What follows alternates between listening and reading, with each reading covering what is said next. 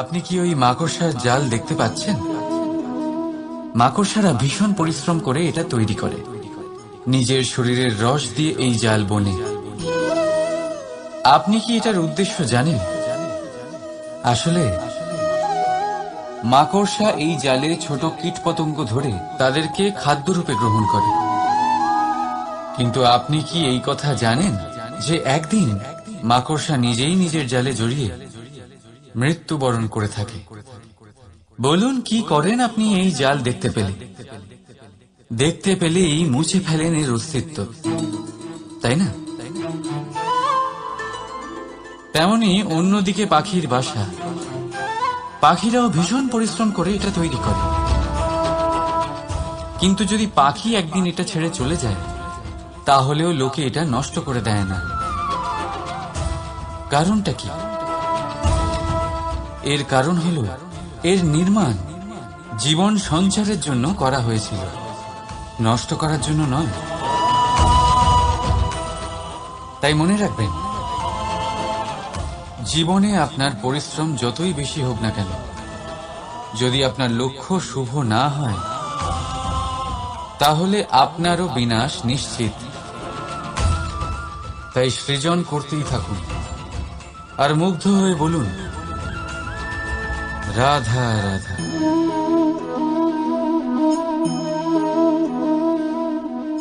আপনার কি মনে হয় আমি কি করছি?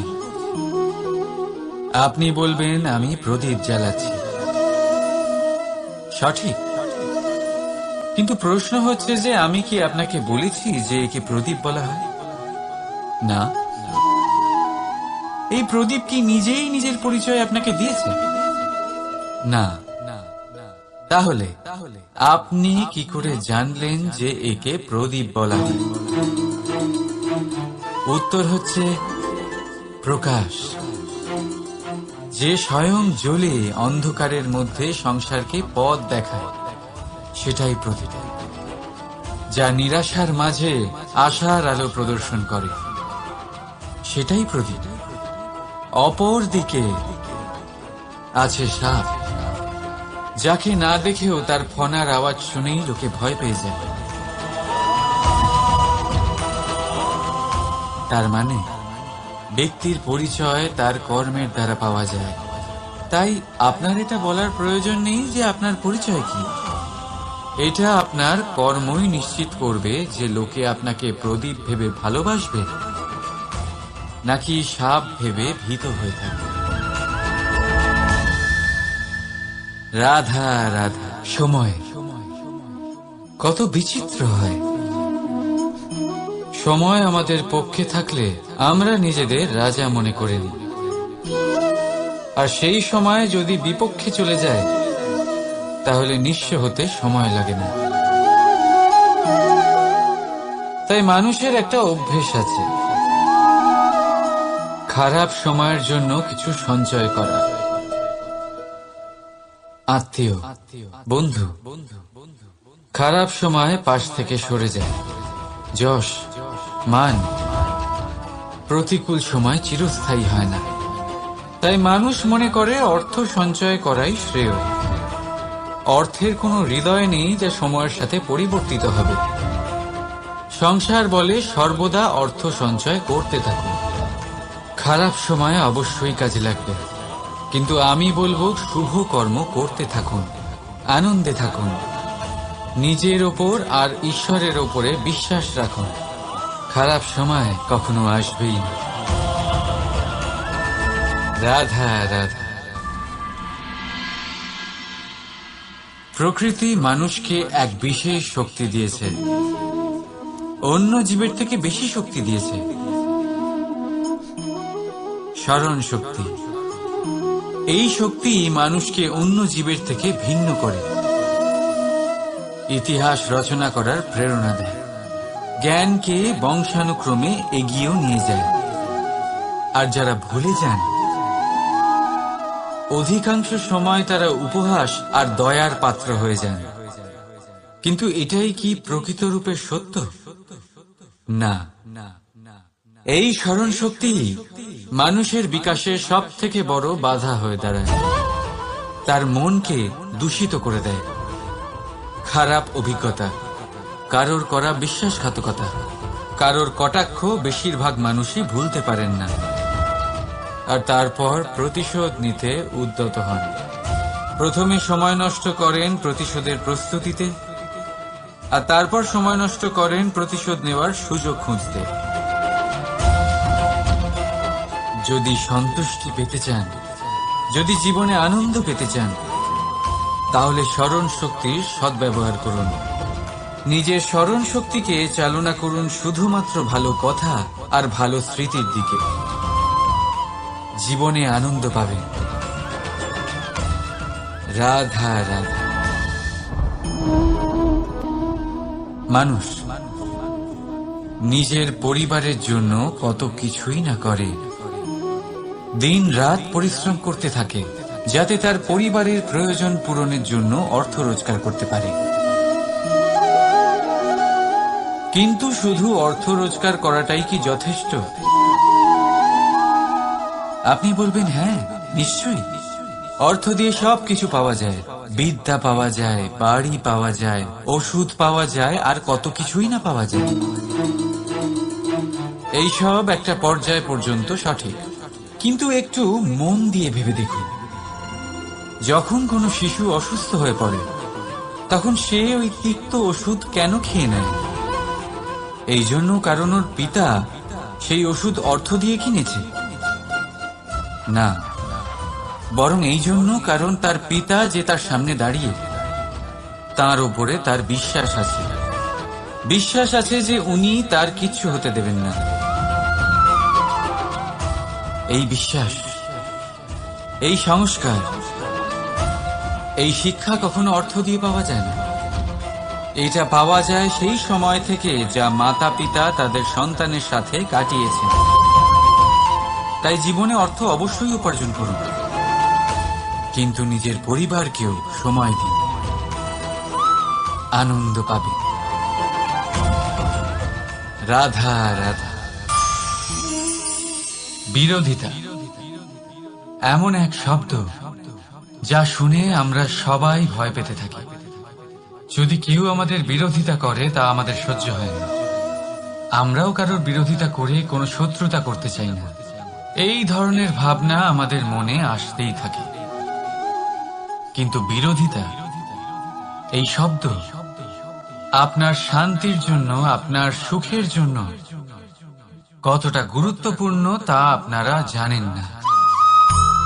তাই যদি কাল এসে কেউ আপনার বিরোধিতা করে, তখন সবার আগে নিজেকে যাচাই করুন।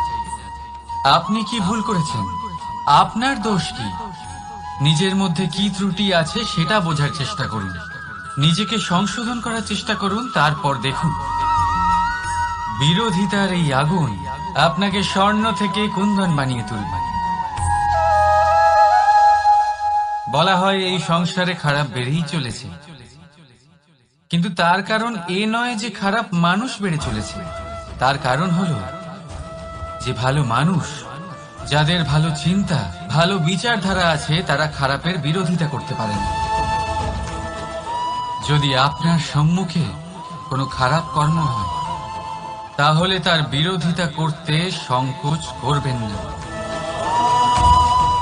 কারণ বিরোধিতার এই আগুন মন্দকে পিছুপা হতে অবশ্যই বাধ্য করে। রাধা রাধা। জীবনে আপনি এরকম মানুষও দেখবেন যারা এটা বলে, ভাবে, নিজেকেও বলে যে উনি সেই এমন ব্যক্তি যার মতো আমি হতে চাই। ঠিক আছে, কারোর থেকে প্রেরণা নেওয়াটা কোনো ভুল নয়, কিন্তু কখনো কখনো এই প্রেরণা গুরুত্বহীন হয়ে যায়, আর আমরা শুরু করে দিই সেই ব্যক্তিকে নকল করতে। এখানেই থেমে যায় আমাদের উন্নতি। এবারে দেখুন, সংসারে শত কোটি রঙের ফুল আছে, কিন্তু তারা কখনো একে অপরকে নকল করে না।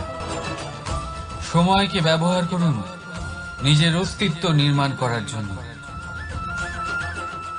কারণ কারোর ছায়া হওয়ার থেকে ভালো আপনি কারোর জন্য প্রেরণা হয়ে উঠুন। রাধা রাধা। আমরা সকলে পাথুরে রাস্তা এড়িয়ে চলি, কারণ এই পথের পাথর আমাদের যাত্রা আরো কঠিন করে তোলে, আমাদের পা আহত করে দেয়। কিন্তু একটা গুরুত্বপূর্ণ কথা আমরা ভুলেই যাই, এই কঠিন পথই না শুধু আমাদেরকে নিজেদের দুর্বলতার সাথে পরিচয় করায়, বরং আমাদের শক্ত হওয়ার প্রেরণাও দিতে থাকে। সময়ের সাথে ঠিক এমনটাই হতে থাকে। সবাই ভালো সময়ের অপেক্ষা করতে থাকেন, ভালো সময়ের জন্য পরিশ্রম করেন, তার জন্যই চিন্তা করেন, কিন্তু ভুলে যান যে ভালো সময় বহুবার আমাদের বিবেক নষ্ট করে দেয়। সেখানেই খারাপ সময় আমাদের বুদ্ধিকে সঠিক পথে চালিত করে। রাধা রাধা। ঘোড়াকে যতই প্রশিক্ষণ প্রদান করুন, তার মুখে লাগাম তো পরাতেই হবে। একজন ভালো চালক সেই ঘোড়ার লাগাম মাঝে মাঝে টেনে ধরে, তাকে সঠিক পথে চালিত করতে, যাতে সেই ঘোড়া দিকভ্রান্ত না হয়। এবার একটু ভাবুন, ঠিক এরকমই হয় আমাদের মন। যদি এটা বিবেকের লাগাম দিয়ে মাঝে মাঝে আমরা টেনে না ধরি, তাহলে আমাদের এই মন দিকভ্রান্ত হতে পারে। আর যদি আপনি আপনার লক্ষ্যে পৌঁছতে চান, তখন মনের এই লাগাম মাঝে মাঝে আপনাকে অবশ্যই টেনে ধরতে হবে, কারণ বিবেকের এই পথ প্রদর্শনই আপনাকে ভালোভাবে আপনার লক্ষ্যে পৌঁছে দেবে। মনে রাখবেন, আর আমার সাথে ভালোবেসে বলবেন, রাধা রাধা।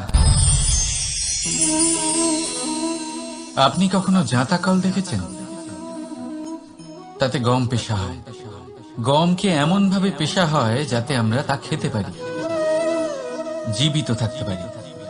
আর যদি আপনি মন দিয়ে দেখেন, তাহলে কলের নিচের অংশ কখনো ঘোরে না, শুধুমাত্র উপরের অংশই ঘোরে। আর তবেই তা গম পিষতে পারে, আর তবেই রুটি তৈরি হতে পারে। কিন্তু ভেবে দেখুন, যদি কলের দুটো অংশই ঘুরতে থাকে, তাহলে কি হবে? তা গম পেশার বদলে একে অপরকে পিষে নিজেদের অস্তিত্ব শেষ করে দেবে। তাই জীবনে কোনো কাজ যখন মন আর মস্তিষ্ক মিশিয়ে করা হয়, তখনই তা সম্পন্ন হয়। কিন্তু যখন বিষয় হলো ভক্তির, তখন মস্তিষ্কের যুক্তির মৌন থাকা প্রয়োজন।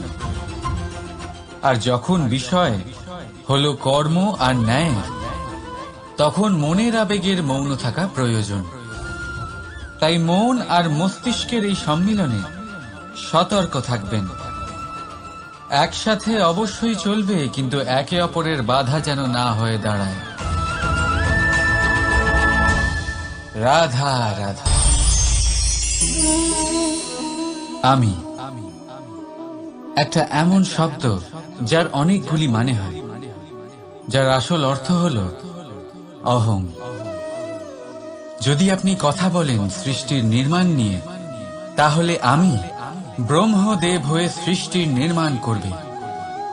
যদি আপনি কথা বলেন প্রলয়ের, তাহলে সেই আমি মহাদেব হয়ে বিনাশ করবে। এই আমি সঙ্গতিপূর্ণ, কিন্তু শুধু ততক্ষণ যতক্ষণ আপনি এটা সবার সাথে ভাগ করছেন। কিন্তু আমরা বহুবার এর মানে বুঝতে পারি না। এই অহংকে সীমিত করে দিই একটা ব্যক্তি অবধি, শুধু নিজে।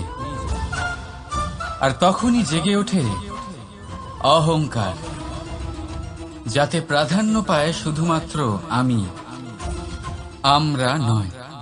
আর একজন ব্যক্তি একা না উৎপাদন করতে পারে আর না করতে পারে সৃজন। এবারে দেখুন, বৃষ্টির এক ফোঁটা, তারও অস্তিত্ব আছে, কিন্তু তা ধরিত্রীতে পড়লেই সমাপ্ত হয়ে যায়। কিন্তু যখন ফোঁটাগুলি একসাথে পড়ে তখন শুরু হয় বর্ষা, আর তখনই তৈরি হয় ধারা। রাধা রাধা। বলুন, কি দেখতে পাচ্ছেন আপনি? আমার হাতের এই সাদা বস্ত্র, নাকি এতে লেগে থাকা এই কালো দাগ? এবারে সত্যি কথা বলতে কি, আপনার নজর সবার আগে এই কালো দাগের উপরে গেছে। ঠিক আছে, এমনই তো হয়। ভীষণ কম মানুষ থাকেন যারা ভাবেন কোনো ব্যক্তি ভীষণ পরিশ্রম করে এই বস্ত্র ধুয়েছেন, এটা শুকিয়েছেন। বেশিরভাগ মানুষের নজর যায় এই দাগের উপরে, ভাবেন যে এটা কি করে লাগলো। কিছুটা এরকমই হয় আমাদের ব্যক্তিত্বের সাথে। আমাদের শুভ কর্মের ওপরে আমাদের একটা খারাপ কর্ম ভারী মনে হয়। এবারে ভাবুন, যদি আমি চন্দ্রের কথা বলি, তাহলে তার শীতল আলো দেখার পূর্বে তার কলঙ্ক লক্ষ্য করে সেই চাঁদে লেগে থাকা কালো দাগ দেখে নেন। সেই জন্যই বিশেষ করে যারা শুধুমাত্র শুভ চিন্তা করেন আর উপকারী কর্ম যারা করেন, তাদের আমি বলবো সাবধানে থাকবেন। কারণ আপনার একটা খারাপ কর্ম চিরকালের জন্য উদাহরণ হয়ে দাঁড়াবে। রাধা রাধা। সাফল্য। যদি আপনাকে জীবনে সাফল্য পেতে হয়, তাহলে আপনি একাধিক মানুষ পাবেন যারা একাধিক উপায় বলবে আপনাকে সাফল্য পাওয়ার। দীর্ঘ সময় ধরে পরিশ্রম, চেষ্টা, নির্ধারণ, নিষ্ঠা এই বিষয়ে ভাষণ দিতে থাকবেন। একাধিক রকমের উদাহরণ আপনার সামনে তুলে ধরবেন। কিন্তু আমার এটা মনে হয়, আমরা কেন সেই বিষয়ে কথা বলি না যা মানুষকে অসফল করে তোলে? শুধু দুটো ব্যাপার অসফল হওয়া নিশ্চিত করে। শুধু দুই ধরনের মানুষ বেশিরভাগ অসফল হয়। প্রথম তারা যারা ভাবে অনেক কিছু কিন্তু কিছুই করে না, আর দ্বিতীয় তারা যারা অনেক কিছু করতে থাকে কিন্তু ভাবনা চিন্তা না করে। ভাবনা আর কর্ম, এদের মাঝে সামঞ্জস্য রাখা খুব জরুরি। যদি এটা থাকে, তাহলে জীবনে কখনো অসফল হবেন না। রাধা রাধা। আপনি অনেককে এই কথা নিশ্চয়ই বলতে শুনেছেন, এই ব্যক্তির দৃষ্টিতে দম্ভ আছে, এই ব্যক্তির চোখের ওপর অহংকারের পর্দা পড়ে আছে, ইত্যাদি ইত্যাদি। চলুন, আমি আপনাকে একটা প্রশ্ন করছি।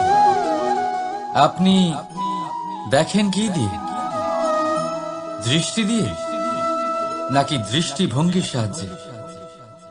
ভাবুন। চিন্তায় পড়ে গেলেন নিশ্চয়ই।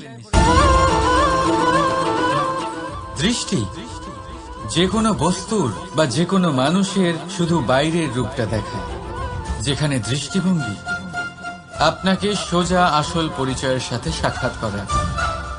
উদাহরণ হিসেবে চন্দ্র। চন্দ্র আমরা সবাই দেখেছি। বহু মানুষ আছেন যাদের চন্দ্র অত্যন্ত সুন্দর লাগে। পাথরকে ভগবান ভেবে পুজো করবেন, নাকি ভগবানকে পাথর ভেবে পরিত্যাগ করবেন? সিদ্ধান্ত আপনার, কিন্তু এই সিদ্ধান্ত নির্ভর করে আপনার দৃষ্টিভঙ্গির ওপর। তাই নিজের দৃষ্টিভঙ্গি শুভ রাখুন, নিজের দৃষ্টিভঙ্গিতে ভালোবাসা রাখুন, আর আনন্দে বলুন রাধা রাধা। বড় বড় রাজমহলে বড় বড় ইমারতের চূড়া কত সুন্দর হয়, কিন্তু আপনি কি কখনো এই বিষয়ে ভেবেছেন যে এই সুন্দর চূড়ায় পৌঁছতে গেলে আপনাকে পৃথিবীতে পাপ ফেলতেই হবে? সেই সুন্দর চূড়ায় পৌঁছে দীপ্তি পাওয়ার জন্য আপনাকে একটা কঠিন পথ অবলম্বন করতেই হবে। যদি আপনি কোনো কঠিন পথে না গিয়ে এই পৃথিবীর সাহায্য ছাড়াই শুধু উচ্চতার দিকে অগ্রসর হতে থাকেন, তাহলে সর্বদা অসফল হবেন। সেই জন্য নিজের স্বপ্ন পূরণের এই যাত্রাতে নিজের পথ কখনোই হারাবেন না, নিজের পথ থেকে সরবেন না। যদি এমন করেন, তাহলে তো আপনার স্বপ্ন পূরণ হবেই না, তার সাথে আপনি নিজের পথও হারাবেন। রাধা রাধা। কৌতুক অর্থাৎ হাসি, এটা জীবনে কতটা গুরুত্বপূর্ণ। আমরা সর্বদাই হাসতে চাই, আমরা সর্বদা অন্যের মুখে এই হাসি দেখতে চাই। কিন্তু এই কৌতুক অনেক প্রকারের হয়। আর এই কৌতুকের ভিত্তি কি, সেটাও খুব গুরুত্বপূর্ণ। কৌতুক কেবল তখনই পাবেন যখন তা শুদ্ধ মন থেকে আসবে। কৌতুক তখনই পাবেন যখন তার সামনের জনকেও হাসিয়ে তার কষ্ট হরণ করবে। এবারে যদি কৌতুক হিংসার থেকে বেরোয়, তখন তা কটাক্ষ হয়ে যায়, সামনের মানুষের মনে আঘাত করে। তারপরে সে তৈরি থাকে যে কখন আপনার উপরে আবার প্রহার করতে পারবে। তাই যদি হাস্য কাউকে ছোট করার জন্য হয়, তা হাস্য নয়, উপহাস হয়ে যায়। আর তা সামনের জনকে আনন্দ নয়, শুধু অপমান দেবে। আর অপমানিত ব্যক্তির মন তিক্ত হয়ে থাকে। তাই মনে রাখবেন যে এই কৌতুক যেন কৌতুকই থাকে, তা উপহাস বা কটাক্ষ না হয়ে যায়। রাধা রাধা।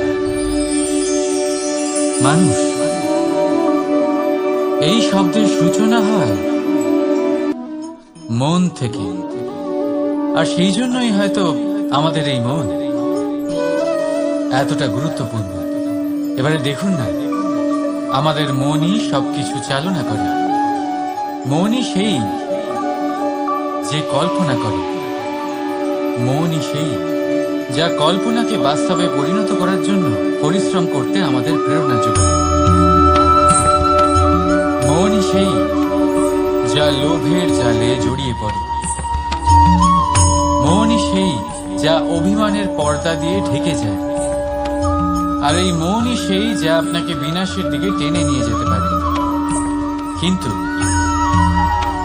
যদি তা পরোপকার করার ইন্ধন পায়, তাহলে এমন কোনো মহান কাজ নেই যা আপনি করতে পারবেন না। কিন্তু এই মন কি? এটা বোঝানো যায় দুটো শব্দের মাধ্যমে, দুটো সহজ শব্দ। প্রথম, একজন কুশল সেবক। দ্বিতীয়, একজন সংকট প্রবণ মালিক। যদি আপনার এই মন আপনার নিয়ন্ত্রণে থাকে, তাহলে সে হলো আপনার সেবক। তাই আপনার অস্তিত্ব আছে।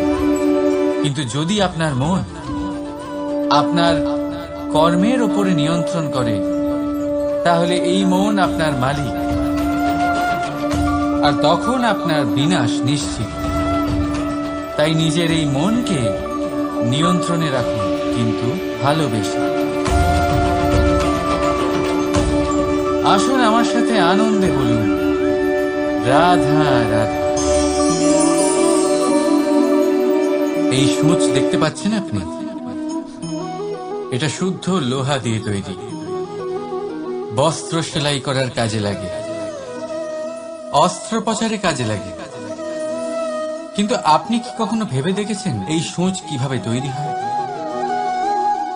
লোহার এক বড় অংশকে পিটিয়ে পিটিয়ে টেনে টেনে তাকে পাতলা বানানো হয়। এরপরেই আমরা পেয়ে থাকি সূচ।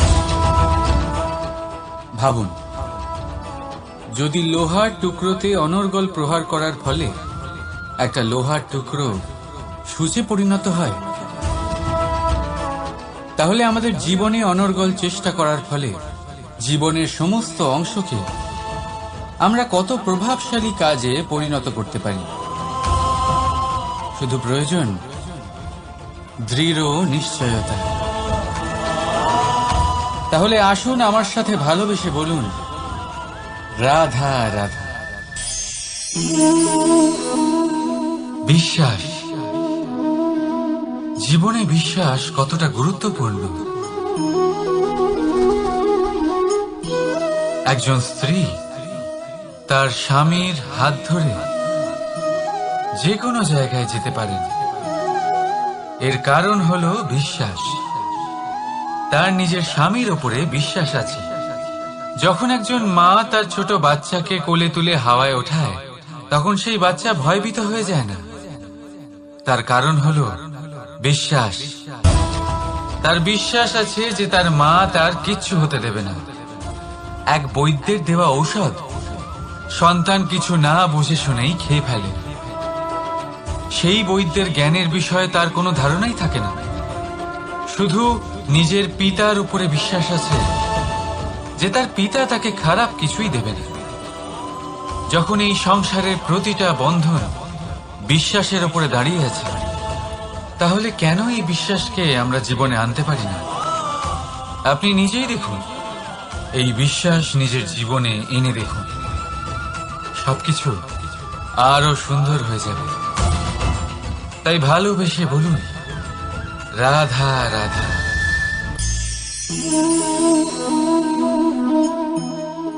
অহংকার, এই শব্দটা সবাই শুনেছেন। বহু মানুষকে আপনি এটা বলতে শুনেছেন যে ওই ব্যক্তির অহংকার আছে, ওই মানুষটির ক্ষমতার অহংকার আছে, ওই ব্যক্তির নিজের রূপ নিয়ে অহংকার আছে, ওই ব্যক্তির নিজের অর্থের অহংকার আছে, ইত্যাদি ইত্যাদি। কিন্তু এই অহংকার, এর অস্তিত্ব হয় কি করে? এবারে একবার এই হাতটা দেখুন। যদি এই হাতের 5 আঙ্গুল উঠে দাঁড়ায়, আশীর্বাদ। আর যদি এই হাতের 5টা আঙ্গুল একসাথে মুঠো হয়ে যায়, শক্তি, সংকটের বিরুদ্ধে ঢাল। কিন্তু এই একটা আঙ্গুল সংকটের কারণ হয়ে দাঁড়াতে পারে। এই একটা আঙ্গুল শত্রুকে আহ্বান জানায়। এবার অহংকার বলে এই শব্দটাই দেখেন। আমাদের থেকে আলাদা হয়ে গেলে হয় অহং। অহং অর্থাৎ ব্যক্তির মনে হয় যে সে আপনদের থেকে, নিজের বন্ধুদের এবং সঙ্গীদের থেকে, নিজের পরিবারের থেকে অনেক উপরে, অনেক শ্রেষ্ঠতর সে। কিন্তু মনে রাখবেন, এই অহংকার কোন ব্যক্তির অস্তিত্বের বিনাশের প্রথম ধাপ। তাই ঝেড়ে ফেলে দিন এই অহংকারকে, আর বিশ্বাস করুন আমাদের ওপর, কারণ তখনই আপনি শান্তি পাবেন। আর সেই শান্তির সাথে বলে উঠবেন, রাধা রাধা।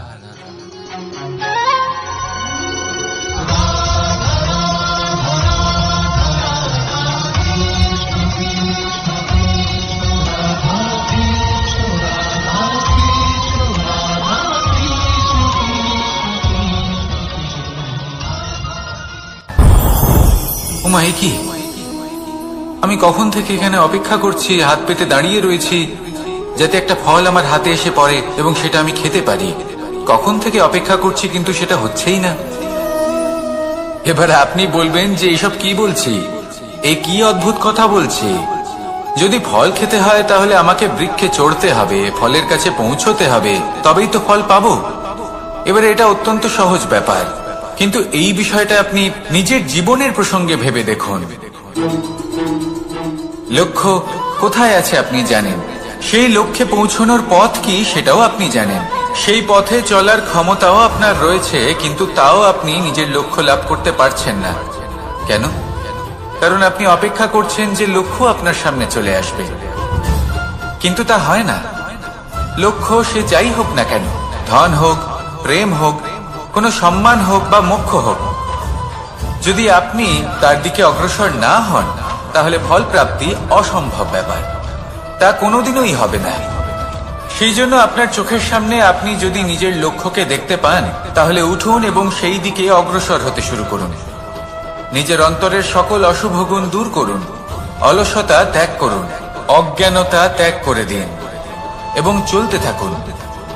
অবশ্যই মনোবাঞ্ছিত ফল লাভ করতে পারবেন। মনে রাখবেন, চলতে থাকলে তবেই লক্ষ্য প্রাপ্তি হবে।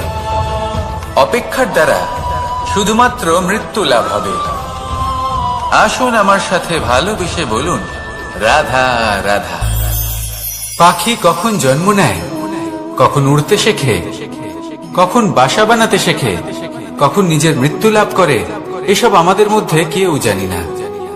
কিন্তু পাখি একটা কথা খুব ভালো করে জানে, যে এই সংসারে ও যা কিছুই করুক না কেন, এই সংসারের ওকে নিয়ে কিচ্ছু যায় আসে না। এবার আমরা কি করি? কোনো কাজ করার আগে আমরা এটা ভাবি যে এই সংসার যদি আমাকে দেখে ফেলে তাহলে কে জানে এই সংসার কি ভাববে, আমার প্রতিচ্ছবি কেমন তৈরি হবে কে জানে, কে জানে কি হবে আদি ইত্যাদি। এই সব ভাবনায় আমরা মগ্ন হয়ে যাই। কিছুটা এমন ভাবে মগ্ন হই যে বর্তমানের কর্মের এই জীবনের যাত্রাপথে সেই সময়ের আনন্দ উপভোগ করতে ভুলে যাই। এবার দেখুন একটা পাখি কি করে, ওর কর্ম হলো গান গেয়ে চলা। ওই পাখি গেয়ে চলে, কেউ ওর গান শুনুক বা না শুনুক, কেউ আদৌ শুনছে কিনা সেই বিষয়টা নিয়ে সেই পাখির কিছুই যায় আসে না। সেই পাখি নিজের কর্ম করতে থাকে। হয়তো সেই জন্যই আপনি কখনো কোনো পাখিকে কাঁদতে দেখবেন না। এরকমই আপনাকে নিজেকে গড়ে তুলতে হবে। প্রথমে নিজেকে জিজ্ঞেস করুন, এই যে কর্ম আমি করতে চলেছি সেটা কি উচিত? যদি আপনার মনে হয় সেটা উচিত তাহলে সেটা প্রমাণ করুন। এটা ভাববেন না যে এই সংসার কি ভাববে।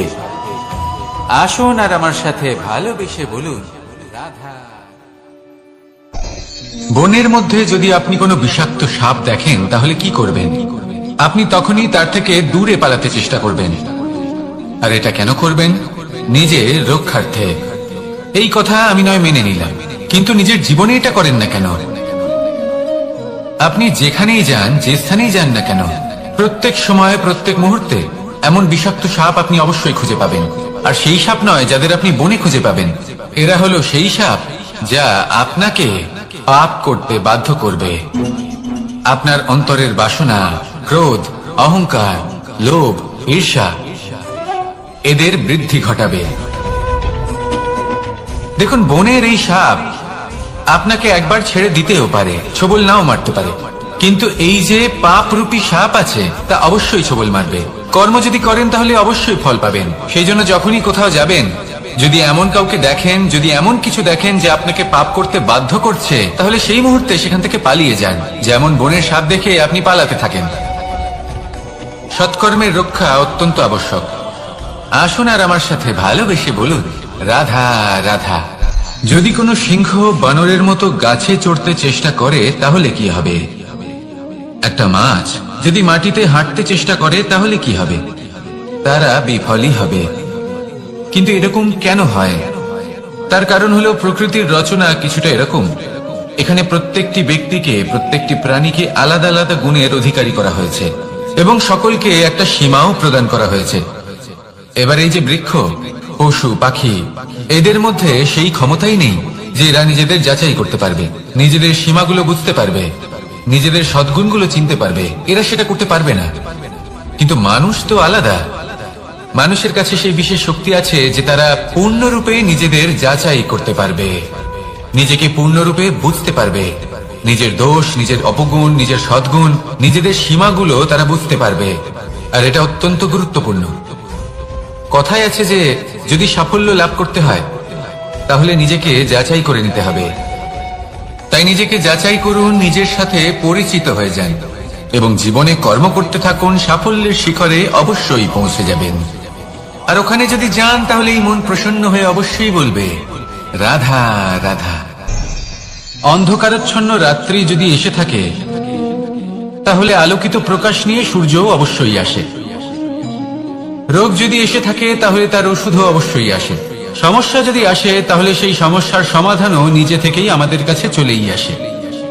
এই সংসার, এই জীবনের শুধুমাত্র একটাই নিয়ম আছে, আর তা হলো এটাই, এই সংসার হলো একটা চক্রের মতো। এতে শাশ্বত বলে কিছু নেই, নিত্য বলে কিছু নেই, আর যা কিছুই রয়েছে সব বদলাতে চলেছে। যদি আপনার জীবনে দুঃখ থাকে, সমস্যা থাকে, যদি আপনি বিপদ দ্বারা আচ্ছন্ন, তাহলে মনে রাখবেন সবকিছু বদলে যেতে চলেছে। দুঃখের সময় কাঁদবেন না, মনকে আরো দুঃখী করে তুলবেন না, কারণ এখানে যা কিছুই এসেছে তা যাওয়ার জন্যই এসেছে। তাহলে এত চিন্তা কিসের? আনন্দ সহকারে জীবন যাপন করুন, আর আমার সাথে ভালোবেসে বলুন রাধা রাধা। রাত্রিবেলায় যখন আলোকিত জোনাকিদের দেখেন, তখন মন প্রসন্ন হয়ে ওঠে। এদের দেখতে খুবই সুন্দর লাগে। আর এমন ঠিক কেন হয়? প্রথম হলো এটাই যে রাতের বেলায় চতুর্দিক অন্ধকারাচ্ছন্ন থাকে। এমত অবস্থায় যদি আমরা কোথাও একটু প্রকাশ দেখি, তাহলে সেটাই আশার কিরণের ন্যায় মনে হয়। সেই প্রকাশই আমাদের মন প্রসন্ন করে তোলে। আর সেই জন্য যে সকল মানুষ রাতের বেলায় কোনো জোনাকি দেখতে পান, তারা প্রসন্ন হয়ে যান।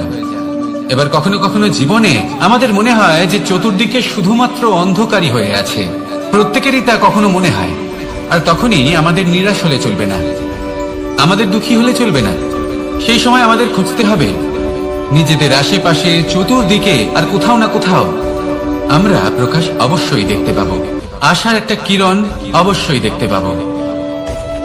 কেউ এমন একটা কর্ম করেন যেটা দেখে আমরা প্রেরিত হয়ে যাই। আর এমন কোন কর্ম যদি আপনারা করেন, তাহলে সেই কর্ম আপনার মনকে প্রসন্ন ভাব, আনন্দ এবং ভালোবাসা দ্বারা ভরিয়ে তুলবে। আপনার অন্তরে সেই অন্ধকারের অন্ত করবে, দুঃখেরও অন্ত করবে। আর এই মন প্রসন্ন ভাব নিয়ে বলবে রাধা রাধা। মনুষ্য জীবনের সব থেকে বেশি গুরুত্বপূর্ণ বিষয় হল মনের একাগ্রতা। এই সংসারের যে কটি মহান কার্য সম্পাদন হয়েছে, তা হল মনের এই একাগ্রতার একমাত্র ফল।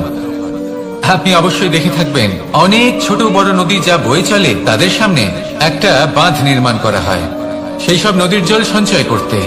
বাঁধ হয়ে গেলে প্রয়োজন মতো বা মনের ইচ্ছে মতো তাকে ব্যবহার করা সম্ভব। এবার এটাই আমাদের মনের সাথেও সম্ভব। আমাদের মনের একাগ্রতা আজকের দিনে দাঁড়িয়ে বিভিন্ন ধরনের বিকার, ক্রীড়া এবং ভোগের মধ্যে ভাগ হয়ে গেছে। একে একত্রিত করতে হবে, একটা বাঁধ নির্মাণ করতে হবে, কর্মের বাঁধ। আপনাকে শুধু এটাই করতে হবে, যেটা উচিত কর্ম সেটাই করুন, যেটা অনুচিত কর্ম সেটা করা থেকে নিজেকে বিরত রাখুন। ব্যাস, এই কাজটাই আপনি করতে থাকুন, করতে থাকুন। মনের মধ্যে একাগ্রতার বাঁধ নির্মাণ করুন। আর একবার যদি তা নির্মাণ হয়ে যায়, তাহলে যখন চাইবেন, যেখানে চাইবেন, যতটা চাইবেন, একাগ্রতা প্রয়োগ করতে পারবেন। আর একবার যদি আপনি এটা শিখে যান, তাহলে এই সংসারকে বদলে ফেলার মতো কাজ আপনি করতে পারবেন, সমাজকে শুধরাবার মতো কাজ করতে পারবেন। তাহলে এই মনকে একাগ্র করুন, আর আমার সাথে ভালোবেসে বলুন রাধা রাধা।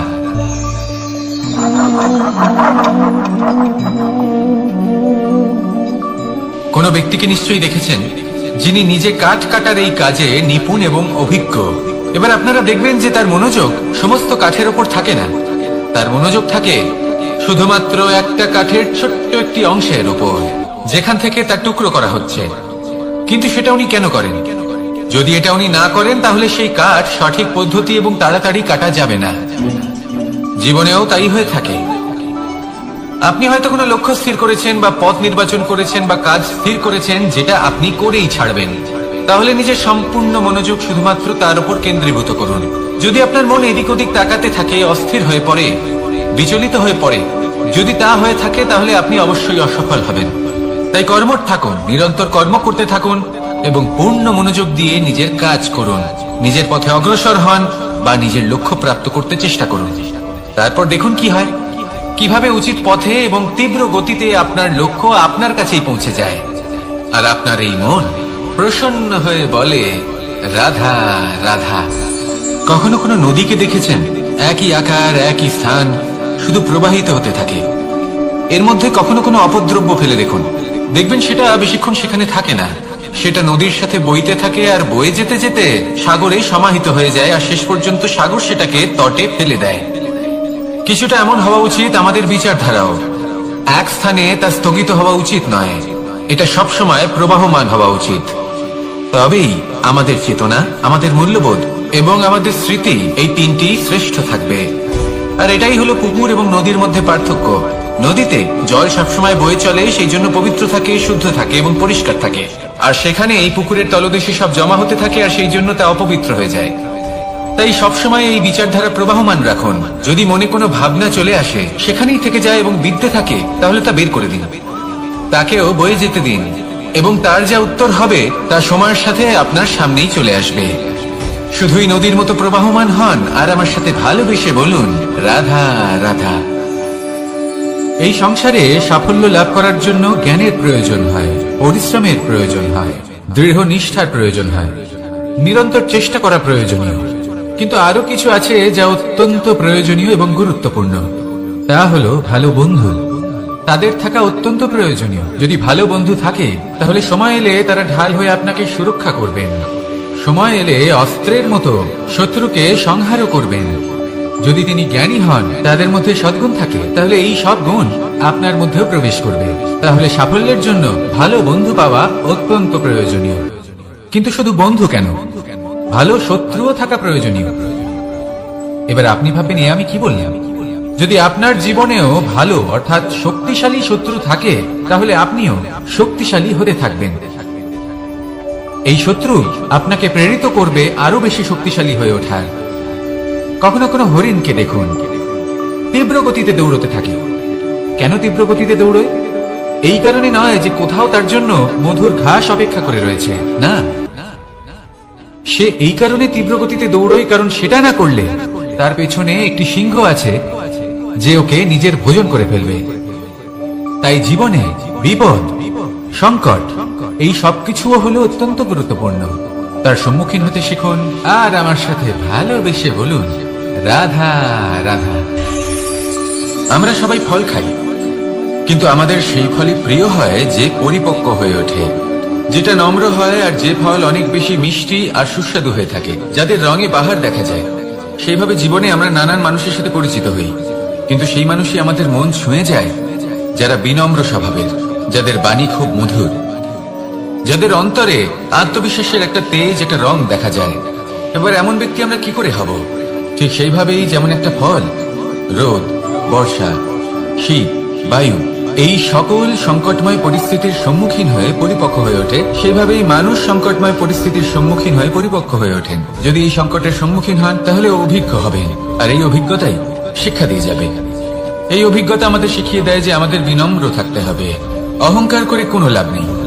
মধুর বাণীর যে কি মূল্য তা আমরা শিখতে পারি। এই অভিজ্ঞতাই আমাদের বুঝিয়ে দেয় যে উচিত অনুচিত কোনটা, আমাদের দৃষ্টিভঙ্গি তৈরি করে, আর এই দৃষ্টিভঙ্গি দ্বারা আত্মবিশ্বাস জাগ্রত হয়। সেই জন্য জীবনে কখনো বিপদ থেকে দূরে পালাবেন না, সেগুলোর সম্মুখীন হন, অভিজ্ঞতা লাভ করুন, তার থেকে শিক্ষা লাভ করুন, এইভাবেই পরিপক্ক হবেন। আসুন আমার সাথে ভালোবেসে বলুন, রাধা রাধা। ধন সঞ্চয় করা সম্ভব, আর সেই জন্য ধন সব থেকে বেশি মূল্যবান সম্পত্তি নয়। এবার আপনি বলবেন, আমি কি বলছি? এই ধন খুব মূল্যবান, আমরা সকলে অর্জন করতে ব্যস্ত। সেটা এই কারণে, কারণ আপনারা জানেন না এই সংসারের সব থেকে বেশি মূল্যবান সম্পত্তি কি। এ হলো সেই সম্পত্তি যা কখনো সঞ্চয় করা সম্ভব নয়।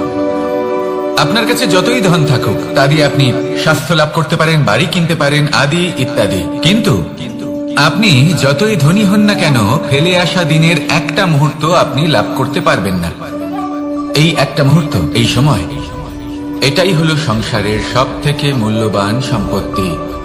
একবার চলে গেলে তা কখনোই ফিরে আসে না।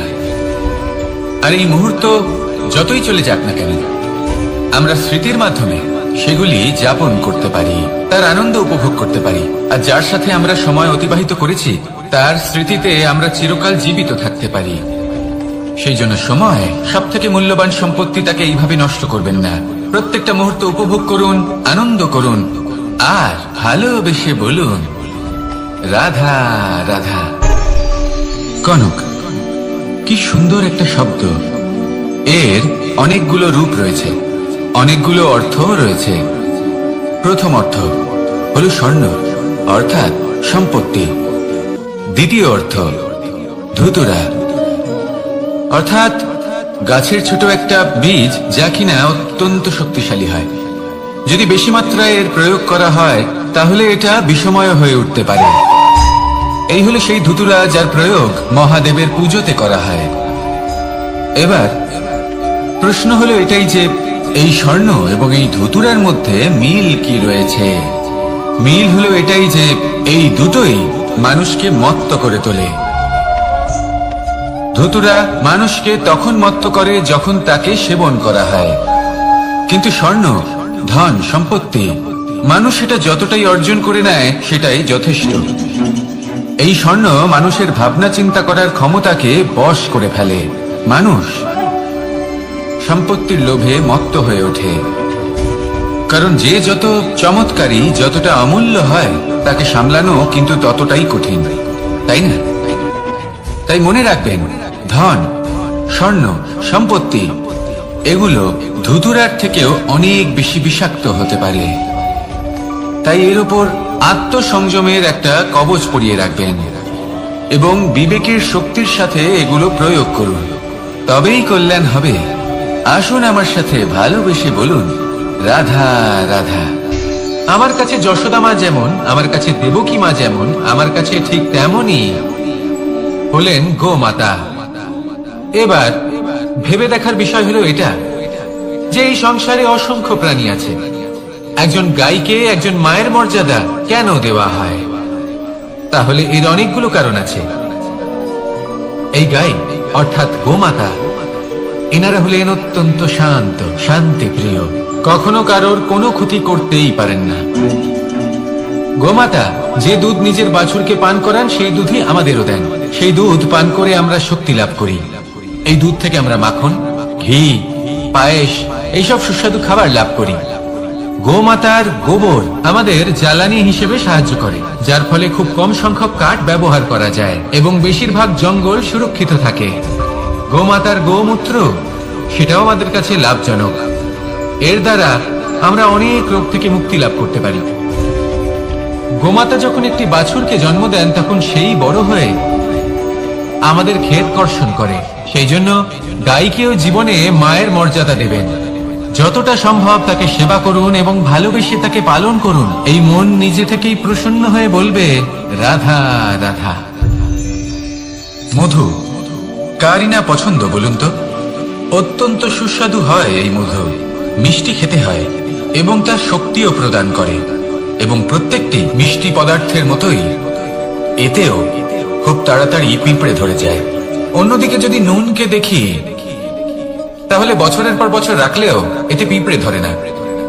এবার যদি কথা বলি বন্ধুত্বের, তাহলে বন্ধুত্ব নুনের মতো হওয়া উচিত, মধুর মতো নয়। যারা সামনে এলে শুধুমাত্র মধুর মধুর কথা বলবে, পরে এতে পিঁপড়ে ধরে যাবে, এটা নুনের মতো হওয়া উচিত।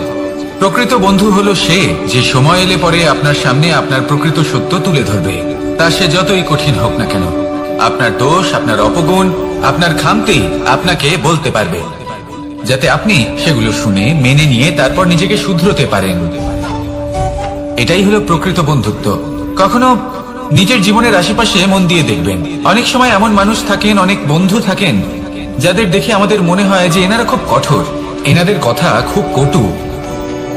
কিন্তু বেশিরভাগ এমন মানুষের মনটা যদি বুঝতে পারেন তাহলে দেখবেন তাতে কোনো মালিন্য নেই, এনাদের মন অত্যন্ত পবিত্র হয়। যদি আপনার জীবনেও এমন কোনো ব্যক্তি থেকে থাকে, এমন বন্ধু থাকে, তাহলে তাদের আগলে রাখুন আর আমার সাথে ভালোবেসে বলুন, রাধা রাধা। যতক্ষণ আমরা এই সংসারে জীবিত ততক্ষণ আমাদের সাথে সবকিছু থাকে, আমাদের ধন, সুখ স্বাচ্ছন্দ্য, আমাদের মিত্রগণ, আমাদের পরিবার, এই সমাজ, এই সবকিছু আমাদের সাথে থাকে। যেদিন আমরা এই সংসারকে ত্যাগ করব, এদের মধ্যে কেউ আমাদের সাথে যাবে না, না ধন, না স্বাচ্ছন্দ্য, না সম্পত্তি। এই সকল মানুষ, এই সমাজ, এরা শুধুমাত্রই শ্মশান পর্যন্ত আমাদের সাথে থাকতে পারবেন। তারপরে যদি আমাদের সাথে কিছু যেতে পারে তাহলে তা শুধুই আমাদের ধর্ম। আর এই সংসারে আমরা নিজেদের যে সুনাম রেখে যাই সেটা সম্ভব শুধুমাত্র কর্মের দ্বারা। সেই জন্য সংসারে যতদিন পর্যন্ত জীবিত আছেন, যদি কিছু অর্জন করতে চান তাহলে ধর্ম অর্জন করুন, ধর্মের বিষয়ে স্পষ্টতা অর্জন করুন এবং কর্ম অর্জন করুন। এটাই হবে আপনার অতীত এবং এটাই হবে আপনার ভবিষ্যৎ, এবং এটাই সকলকে প্রেরণা প্রদান করবে। আসুন আমার সাথে ভালোবেসে বলুন, রাধা রাধা। এই পরিবার হলো আমাদের জীবনের একটা অমূল্য সম্পদ, অমূল্য এক আশ্রয়, যা এই সংসারে হয়তো কোথাও আপনি পাবেন না। তাই একে আগলে রাখুন। পরিবার সেই গাছ। আসুন আমার সাথে ভালোবেসে বলুন, আর সেই গাছ। আসুন আমার সাথে ভালোবেসে বলুন, রাধা রাধা। অনেক সময় আমরা জীবনে অনেক মানুষকে এমন বলতে শুনে থাকি যে আমি অসফল হয়েছি কারণ আমার সময় ভালো যাচ্ছিল না। আমি এই জিনিসটা লাভ করতে চাইছিলাম কিন্তু করতে পারলাম না কারণ আমার সময়টা ভালো যাচ্ছিল না। আমি আমার জীবনে ওই মহান কাজটা করতে চাইছিলাম কিন্তু করতে পারলাম না। কেন? কারণ আমার সময়টা ভালো যাচ্ছিল না। কিন্তু যে মুহূর্তে ভালো সময় আমার জীবনে আসবে, আমি সব কিছু প্রাপ্ত করব। এমন প্রায় প্রত্যেকেই বলেন। আসুন একটা কথা বোঝা যাক। একজন মালিকে দেখুন, সে প্রত্যেক দিন গাছের সেবা করে, তাকে জল দেয়, তার যত্ন আত্তি করে। কেন? প্রত্যেক দিন সেই গাছ ফল দেয় না। সঠিক সময় এলে তবেই সেই গাছ ফল দেয়, কিন্তু প্রত্যেক দিন মালি তার সেবা করে, তাকে যত্ন করে। শুধুমাত্র তখন করে না যখন সেই গাছ ফল দিতে সক্ষম। আর যদি মালি গাছের যত্ন প্রতিদিন না করে, তাহলে হয়তো সেই গাছ ফল দিতেই পারবে না। এটাই হলো আমাদের জন্য একটা শিক্ষা। যখন সময় আমাদের জন্য অপেক্ষা করে না, তখন আপনি সময়ের জন্য কেন অপেক্ষা করছেন? ভালো সময়ের জন্য অপেক্ষা করবেন না। ভালো এবং শুভ কর্ম দ্বারা ভালো সময়কে নিজের কাছে টেনে আনুন। নিরন্তর কর্ম করুন, পরিশ্রম করতে থাকুন। শুভ সময় আপনা থেকেই আপনার কাছে আসবে। আসুন আমার সাথে ভালোবেসে বলুন, রাধা রাধা। একে বালি বলুন, মাটি বলুন বা ধুলো বলুন, এ দিয়ে কত কিছু করা সম্ভব। এ দিয়ে আপনি নিজের বাসস্থান নির্মাণ করতে পারেন, প্রাচীর করে তুলতে পারেন, অট্টালিকা নির্মাণ করতে পারেন।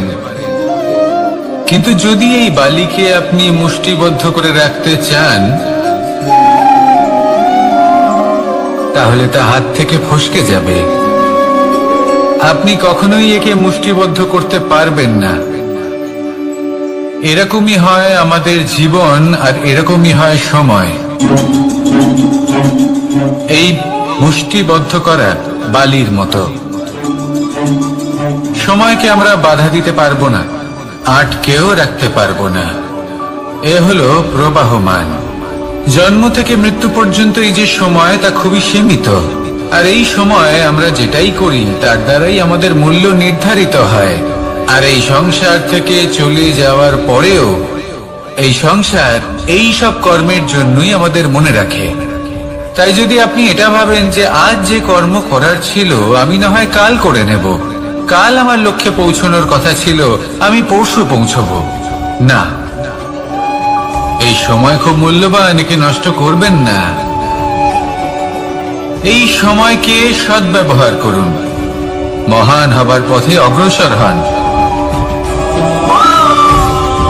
একে যদি মুষ্টিবদ্ধ করে রাখার চেষ্টা করেন, এই সময় থেমে থাকবে না। আসুন আমার সাথে ভালোবেসে বলুন, রাধা রাধা। আমাদের মনে যখন কোনো প্রশ্ন ওঠে, কোনো দ্বন্দ্ব জাগে, তখন আমরা যাই আমাদের গুরুর কাছে, আমাদের আরাধ্যের কাছে গিয়ে জিজ্ঞেস করি। এইভাবেই একদিন আমি পৌঁছলাম আমার আরাধ্যের কাছে, আমার মহাদেবের কাছে, আর ওনাকে প্রশ্ন করলাম যে মহাদেব, জীবনে আনন্দ পাওয়ার, উৎসব পালনের, প্রেম ভাগ করে নেবার, জীবনকে উপভোগ করে নেওয়ার সর্বশ্রেষ্ঠ সময় কোনটা? মহাদেব হাসলেন আর উনি বললেন, জীবনে উৎসব পালনের সব থেকে শ্রেষ্ঠ দিন হল মৃত্যুর ঠিক আগের দিনটা। প্রেম ভাগ করে নেওয়ার সব থেকে শ্রেষ্ঠ মুহূর্ত হল মৃত্যুর ঠিক আগের মুহূর্ত। জীবনকে উপভোগ করে নেওয়ার সর্বশ্রেষ্ঠ প্রহর হল মৃত্যুর এক প্রহর পূর্বে। তখন আমি চমকে গেলাম। আমি বললাম, কিন্তু মহাদেব, মৃত্যু তো অনিশ্চিত, আমরা জানিও না কবে আমাদের মৃত্যু হবে। মহাদেব আবার হাসলেন। উনি বললেন যে যদি আমরা এভাবে জীবন কাটাই যে আমরা জীবনের প্রত্যেক দিন, প্রত্যেক মুহূর্ত, প্রত্যেক প্রহর শেষ বলে মনে করি, তাহলে আমাদের সমস্ত জীবন আনন্দের সাথেই অতিবাহিত হবে।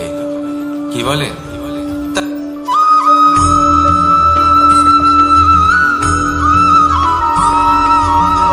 এই সংসারে কোনো বস্তু হোক বা ব্যক্তি হোক, তার একার গুরুত্ব কিন্তু খুব বেশি নয়। একটা উদাহরণ হিসেবে বৃষ্টির ফোঁটাকে ভেবে দেখুন। যদি একটি বৃষ্টির ফোঁটা হয় তাহলে তার খুব বেশি গুরুত্ব থাকে না, কিন্তু যখন সহস্র বৃষ্টির ফোঁটা মেঘের মধ্যে দিয়ে ঝরে পড়ে, তখন সেটা বর্ষার রূপ ধারণ করে। সেই বর্ষা যা এই প্রকৃতিকে শান্ত করে। সেইভাবেই পাথরের ছোট টুকরো, তার খুব বেশি গুরুত্ব থাকে না, কিন্তু যখন অসংখ্য পাথরের টুকরো একত্রিত হয় তখন তা পর্বতের আকার ধারণ করে। সেইভাবেই কিছু মানুষ যখন একত্রিত হন তখন তৈরি হয় পরিবার। কিছু পরিবার যখন একত্রিত হয় তখন তৈরি হয় সমাজ। যখন অনেক সংখ্যক সমাজ একত্রিত হয় তখন তৈরি হয় রাজ্য।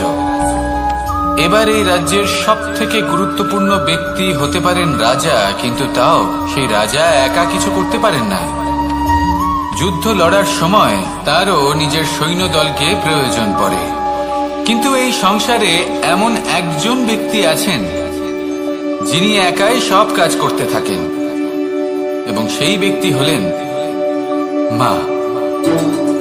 আমাদের জীবনে একজন পিতার ভূমিকা কিন্তু নিঃসন্দেহে অমূল্য, কিন্তু আমাদের সকলের জীবনে যে ভূমিকা একজন মায়ের তা অন্য কারোর থাকে না।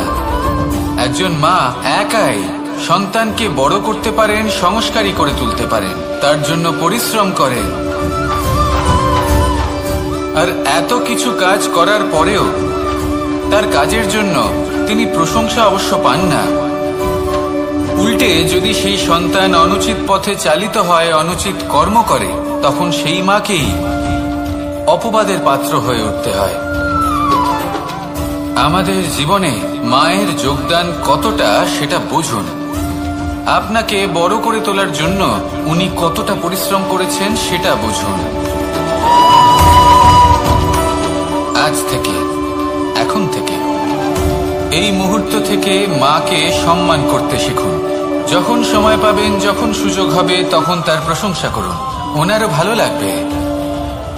আর মায়ের এই মমতার জন্য, তার এই ভূমিকার জন্য আসুন সবাই মিলে আমরা তাকে প্রণাম করি, আর সকলে মিলে ভালোবেসে বলি, রাধা রাধা।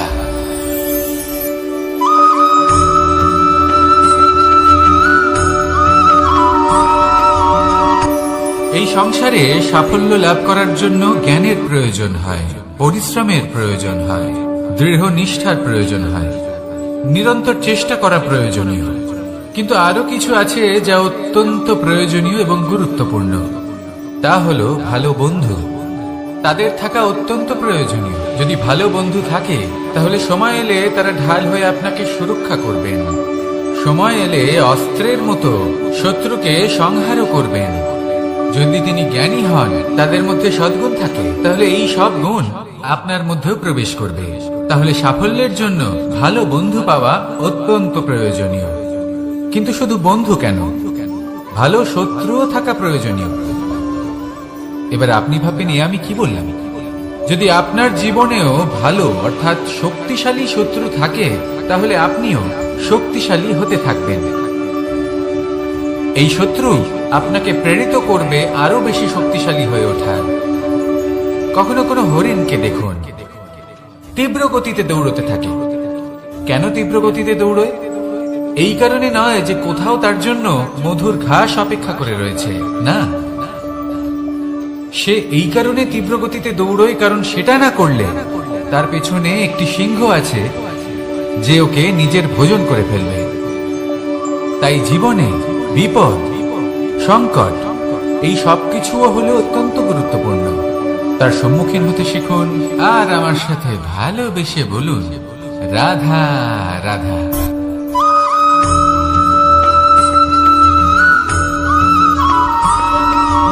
কথায় আছে, প্রত্যেক পুত্র তার পিতার প্রতিচ্ছবি হয়, আর সমস্ত প্রতিচ্ছবি চায় যেন সে তার অস্তিত্ব প্রাপ্ত করতে পারে।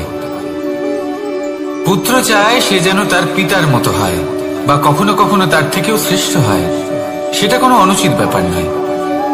অনুচিত তখন হয় যখন পুত্র নিজের পিতার মতো হবার স্বপ্ন পূরণ করতে গিয়ে বা তার থেকেও শ্রেষ্ঠ হওয়ার স্বপ্ন পূরণে অনুচিত পথের আশ্রয় নেয়। কারণ তারপরে সে তার পিতার গুণগুলি আত্মসাৎ করতে চায় না। সে শুধুই এটা চায় যে সংসারের চোখে যেন আমি শ্রেষ্ঠ প্রমাণিত হই। এটা অনুচিত। সংসারে এমন অনেক মানুষ আছেন যারা এই কারণে শ্রেষ্ঠ হওয়ার চেষ্টা করেন যাতে তার পরিবারের তার পিতার সম্মান বৃদ্ধি পায়। এমনও মানুষ থাকেন, আর এটাই হলো পার্থক্য উদ্দেশ্যের। মনে রাখবেন, যদি আপনার উদ্দেশ্য শুভ হয় তাহলে পথও শুভ হবে, যদি আপনার উদ্দেশ্য অশুভ হয় তাহলে পথও অশুভ হবে। তাহলে নিজের পিতার মতো হবার চেষ্টা অবশ্যই করুন, তার থেকেও শ্রেষ্ঠ হওয়ার চেষ্টা অবশ্যই করুন, কিন্তু মনে রাখবেন আপনার সংকল্প আর আপনার উদ্দেশ্য এই দুই শুভ হওয়া উচিত। তাহলে আসুন আর আমার সাথে ভালোবেসে বলুন, রাধা রাধা।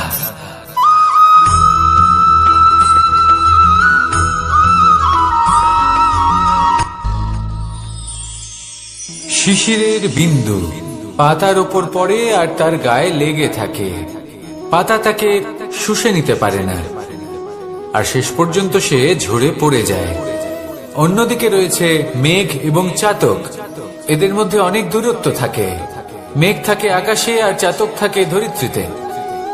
কিন্তু যখন এই মেঘ থেকে বৃষ্টি ঝরে পড়ে, এই চাতক কিন্তু সেই জলই পান করে, নয়তো সে তৃষ্ণার্ত থেকে যায়। এবার অন্যদিকে দেখলাম শিশির বিন্দু আর পাতার এই সম্পর্ক। এরা খুব কাছাকাছি থাকে, ঘনিষ্ঠও থাকে। অন্যদিকে রয়েছে মেঘ এবং চাতকের সম্পর্ক, যাদের মধ্যে অনেক দূরত্ব থাকা সত্ত্বেও তারা খুব ঘনিষ্ঠ, তাই না? এই সারমর্ম খুব সরল। এই নৈকট্য, এই দূরত্ব, তা আপনার সম্পর্কে প্রভাব কিছুতেই ফেলতে পারে না। এই নৈকট্য, এই দূরত্ব, এইসব হলো শুধুমাত্র মনের ব্যাপার।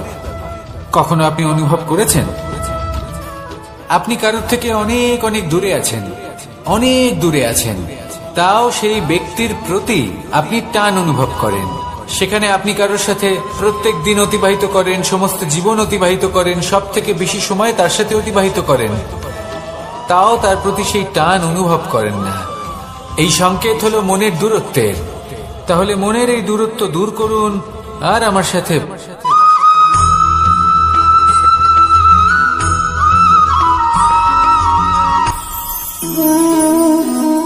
শক্তি এক অত্যন্ত বিচিত্র বস্তু, বা বলতে পারেন অনুভূতি। পিতা সবসময় চান যেন তিনি তার শক্তির পুত্রকে। আসেন আপনাকে সহজে বোঝাই। যদি আপনি সুপাত্র হন আর আপনাকে শক্তি দেওয়া হয়, তাহলে আপনি সেই শক্তির গুরুত্ব বুঝবেন, কোথায় সেই শক্তি প্রয়োগ করা উচিত সেটা বুঝবেন। আর এটা যেহেতু অর্জন করা শক্তি হবে, সেই শক্তির অপব্যবহার হবে না। কিন্তু যদি এই আপনি কুপাত্র হন আর যদি আপনাকে এই শক্তি দেওয়া হয়, তাহলে কি হবে? দেখতে গেলে এই শক্তি আপনি দান হিসেবে পেয়েছেন, তাই না আপনি এই শক্তির গুরুত্ব বুঝবেন আর না এর প্রয়োগ আপনি জানবেন।